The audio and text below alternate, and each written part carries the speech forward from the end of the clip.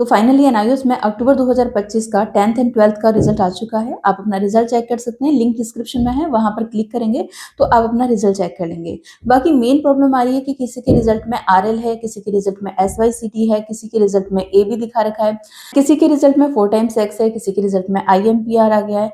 तो क्या है इसका मतलब, कब तक आपका रिजल्ट ठीक हो जाएगा, होगा या नहीं होगा, क्या प्रॉब्लम है, ये क्यों आया है, इन सभी पे हम बात कर लेते हैं। आप वीडियो को एंड तक देखिएगा। 10th क्लास के बच्चे वीडियो देख रहे हैं और अभी तक आपने अपना रिजल्ट नहीं चेक किया, आपको नहीं पता था रिजल्ट आ गया था, तो रिजल्ट चेक कर लीजिए। लिंक डिस्क्रिप्शन में है, वहां पर आप क्लिक करेंगे तो वहां अपना एनरोलमेंट नंबर फिल करना एंड देन आप अपना रिजल्ट चेक कर पाएंगे।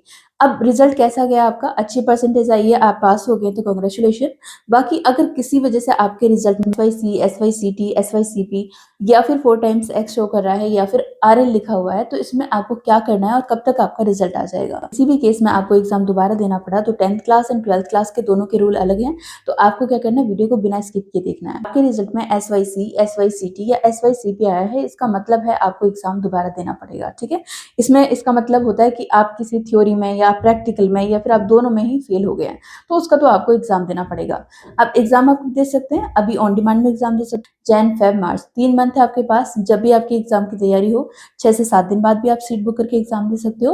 और अगर आपको सेंटर पास में चाहिए, आपको एग्जाम की तैयारी के लिए टाइम चाहिए, तो अप्रैल 2026 के लिए भी आप एग्जाम फीस पे कर सकते हो। ठीक है, तो एसवाईसी का मतलब होता है subject yet to be clear. मतलब अगर वो सब्जेक्ट आपका प्रैक्टिकल का है तो वहां पर आपको थ्योरी भी क्लियर करना पड़ेगा दोबारा और प्रैक्टिकल भी करना पड़ेगा। आपके रिजल्ट में एसवाईसीपी है, इसका मतलब है कि आप प्रैक्टिकल में फेल हैं, आप थ्योरी में पास हो चुके हैं। और अगर आपके रिजल्ट में एसवाईसीटी आ गया, इसका मतलब आपको थ्योरी में एग्जाम देना पड़ेगा, प्रैक्टिकल में आप पास हो चुके हैं। मैंने बताया कि 10th एंड 12th क्लास के लिए दोनों के रूल अलग हैं, तो अगर आप 10th क्लास के स्टूडेंट हैं और आपके रिजल्ट में एसवाईसीपी आ गया है, तो आपको सिर्फ प्रैक्टिकल एग्जाम नहीं देना, आपको दोनों एग्जाम देने पड़ेंगे। आपको थ्योरी का एग्जाम भी देना पड़ेगा, प्रैक्टिकल का भी एग्जाम देना पड़ेगा।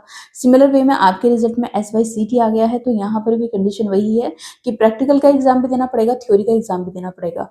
गलती से भी 12th क्लास वाले बच्चों की तरह आप मत करना, क्योंकि 12th क्लास वाले बच्चों के लिए कहा गया है कि अगर आप प्रैक्टिकल में फेल हुए हैं तो प्रैक्टिकल का एग्जाम दो, थ्योरी को रहने दो। ठीक है, और अगर आप थ्योरी में फेल हुए हो तो आप थ्योरी का एग्जाम दो, प्रैक्टिकल को सेम रहने दो। यहाँ पर एसवाईसी, एसवाईसीटी, एसवाईसीपी, आई होप आपको ये क्लियर हो गया होगा। अब आप अपनी सीट बुक करा सकते हैं ऑन डिमांड की, या फिर आप अपने अप्रैल 2026 की फीस पे कर सकते हैं। किसी सब्जेक्ट के आगे ए बी एब्सेंट आपके लगा दिए वहां पर, और आप एग्जाम भी देने गए थे, आपने अटेंडेंस शीट पे साइन भी किया था, उसके बावजूद ये सब चीज आई है यहाँ पर रिजल्ट में, तो आप क्या कर सकते हैं, अपने रीजनल सेंटर पे कॉन्टेक्ट कर सकते हो। ठीक है, एंड वहां पर बता सकते हो कि आप एग्जाम देने गए थे, आपने अटेंडेंस शीट पे साइन भी किए थे। ठीक है, तो आपका रिजल्ट अपडेट हो जाएगा। सेंटर, अब रीजनल सेंटर कौन सा होगा, आपके आईडी कार्ड के बैक साइड आप देखेंगे तो वहां पर आपको रीजनल सेंटर का एड्रेस मिल जाएगा, उस पर आपको कॉन्टेक्ट करना है। ठीक है, किसी बच्चे के रिजल्ट पे अगर आईएमपीआर आया है, इसका मतलब है कि आपने एग्जाम, मतलब आपने पहले एनआईओएस से 12th पास कर ली थी या 10th पास कर ली थी, बट किसी सब्जेक्ट में आपको मार्क्स इंप्रूव करने थे। ठीक है, तो आपने उसका एग्जाम दोबारा दिया, हालांकि आप पास थे, तब उस केस में आपके रिजल्ट में आईएमपीआर आएगा, तो उसमें आपको बिल्कुल परेशान नहीं होना कि पास क्यों नहीं लिखा हुआ है या कोई प्रॉब्लम तो नहीं है, नहीं, आप पास है। ठीक है, सब्जेक्ट के आगे पास लिखा हुआ है तो आप पास हो। ठीक है, सबसे इंपॉर्टेंट टॉपिक है, ध्यान से सुनिएगा। देखिए, अगर आपके रिजल्ट में 4 टाइम्स एक्स आ रहा है तो इसमें 3-4 कंडीशन बन सकती हैं। पहला, आपने सब्जेक्ट का सही कॉम्बिनेशन नहीं लिया था, मतलब आपने 3 लैंग्वेज ले ली और आपने 2 मेन सब्जेक्ट लिए थे, तो आपका रिजल्ट नहीं बनेगा, आपको एक मेन सब्जेक्ट दोबारा ऐड करना पड़ेगा और आपको उसका एग्जाम देना पड़ेगा, तभी फाइनल आपका रिजल्ट बनेगा। दूसरी कंडीशन क्या बन सकती है कि आपने 10th के एग्जाम दिए थे और अभी आपने डायरेक्टली 12th क्लास के अक्टूबर में एग्जाम दी थी, मतलब 2024 में आपने 10th पास की थी और 2025 में आपने 5 सब्जेक्ट की एग्जाम फीस पे करके एग्जाम दे दिया, लेकिन यहाँ पर 1 साल का गैप नहीं हो रहा है, जिसकी वजह से आपका 5th सब्जेक्ट का रिजल्ट डिक्लेयर नहीं किया जाएगा। इस केस में आपको क्या करना है, इसमें आपको सिंपल ये करना है, जो आपका एक सब्जेक्ट है उसका एग्जाम आपको दोबारा देना पड़ेगा 2026 में। ठीक है, क्योंकि आप 2024 में अगर आपने 10th पास किया तो 25 में 12th नहीं हो पाएगी, 2026 में आपकी 12th कंप्लीट होगी। ठीक, और एक कंडीशन लास्ट ये होती है कि आपके रिजल्ट में 4 टाइम्स एक्स तब लिखा होता है जब आपने इंप्रूवमेंट के लिए अप्लाई किया था, कोई एडिशनल सब्जेक्ट लिया था, मतलब आप पहले से 10th पास थे और आपने 10th क्लास का एक सब्जेक्ट या तो एडिशनल में लिया था या फिर एक सब्जेक्ट का आपने मार्क्स इंप्रूव किए थे। ठीक है, या फिर आपने 12th क्लास में पास थे, आपने एक सब्जेक्ट एडिशनल लिया था, या फिर आपने इंप्रूव किए थे मार्क्स। ठीक है, तो ऐसी कंडीशन में आपके रिजल्ट में पास लिखा हुआ नहीं आएगा, लास्ट में वहां पर 4 टाइम्स एक्स आएगा। इस बार काफी बच्चों के रिजल्ट में आरएल लिखा हुआ आया है, इसका मतलब है आपका रिजल्ट होल्ड कर लिया गया है। अब क्या क्या कारण हो सकते हैं इसके रिजल्ट होल्ड करने के, उस पर हम बात करेंगे, और इसको कैसे करेक्ट कराना उस पर हम बात करेंगे। देखिए, आपके रिजल्ट में आरएल का मतलब होता है कि आपका रिजल्ट अभी कुछ टाइम के लिए होल्ड कर लिया गया है। अब काफ़ी बच्चे कमेंट्स में पूछ रहे थे मैम कितना टाइम लग जाएगा? तो कम से कम 7 दिन हो जाएँगे आपके और ज़्यादा से ज़्यादा ये 20 से 25 दिन भी जा सकता है, ठीक है? आपको इतना वेट करना पड़ सकता है। इसको जल्दी ठीक कराने के लिए आपको क्या करना होगा? सबसे पहले अपने रीजनल सेंटर पे आपको कॉन्टैक्ट करना है। वहाँ पूछना है किस वजह से आपके रिजल्ट में आरएल आया है। अब देखिए आपके रिजल्ट में आरएल किस-किस वजह से आ सकता है? सबसे पहली वजह है कि आपका जो डॉक्यूमेंट्स है वो कंप्लीट ना हो।